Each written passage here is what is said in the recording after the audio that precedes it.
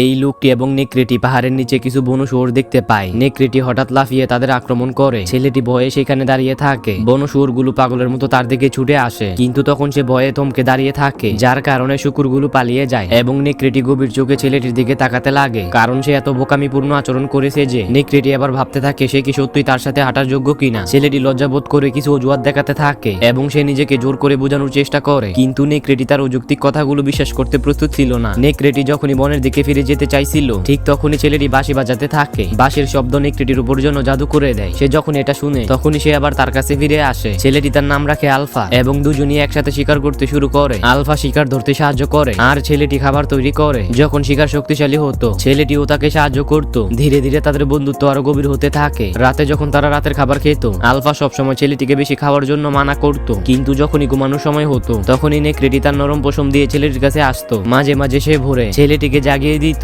আর এভাবে তারা একে অপরের অনেক ভালো বন্ধু হয়ে যায়।